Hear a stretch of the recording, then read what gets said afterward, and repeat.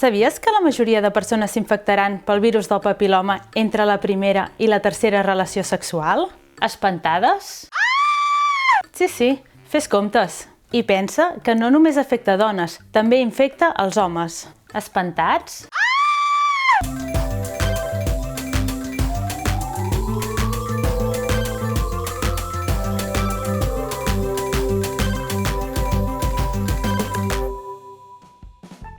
Jo soc la Laura Asensio, soc bioinformàtica i treballo al Laboratori d'Infeccions i Càncers i avui us vinc a presentar el virus del papil·loma.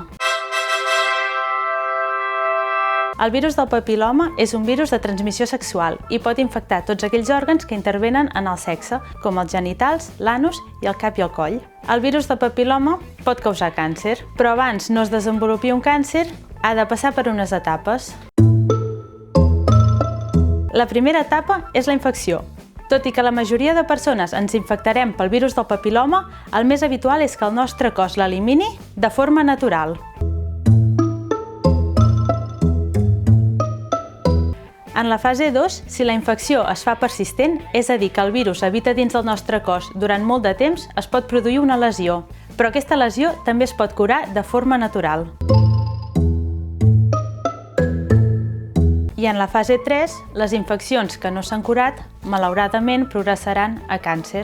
El càncer més comú associat al virus del papil·loma humà és el càncer de cèrvix o de coll d'úter. Actualment afecta a 600.000 dones cada any al món. Oh, wow! Això seria el mateix que dir que cada any totes les dones de Barcelona tindrien càncer. Però avui no parlaré del càncer de cèrvix, us vinc a parlar del càncer de vulva, que afecta cada any al món 10.000 dones. I us preguntareu, per què el càncer de vulva si és minoritari? Primer, perquè tots els càncers s'han d'estudiar. I segon, pel seu tractament. El tractament per un càncer de vulva és una vulvectomia. És una cirurgia molt agressiva i amb efectes secundaris molt greus. El tractament per una lesió avançada o precancerosa és el mateix, una vulvectomia. Però abans us he dit que no totes les lesions progressaran a càncer. Aleshores, si no podem saber quines lesions acabaran sent càncer, no podem saber quines dones s'han de tractar. Per desgràcia, hi haurà dones que potser seran tractades amb una vulvectomia quan no hauria de ser necessari. El que volem saber és quines lesions progressaran a càncer i quines no. Jo soc bioinformàtica i intento descobrir com funciona llegint l'ADN. I quin ADN llegeixo? 1. El virus del papil·loma té més de 200 variants diferents, entre les quals hi ha el virus 16 i 18, que són els més oncogènics o perillosos.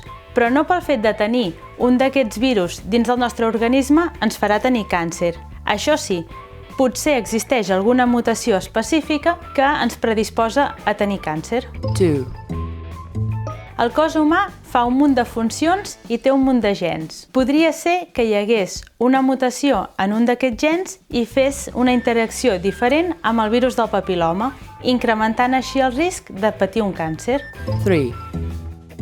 Els nostres genitals estan plens de bacteris que tenen un efecte beneficiós per nosaltres, però se sap que quan hi ha una infecció pel virus del papil·loma o per qualsevol altre, aquesta composició s'altera. Nosaltres volem estudiar si el canvi de composició pot fer un efecte beneficiós pel nostre organisme o, pel contrari, perjudicial.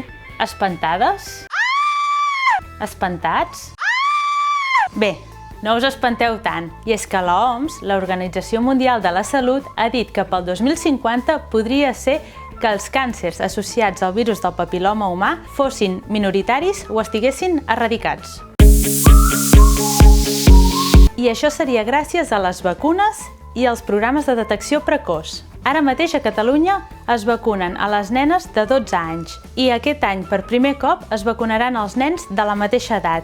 I és que és molt important que el virus del papil·loma tant infecta a les dones com als homes. I també hi ha els programes de detecció precoç que es comença a fer en dones a partir de 25 anys. És a dir, qualsevol dona podem anar cada 3 anys a fer-nos una citologia al cap i així podem saber que estem sanes.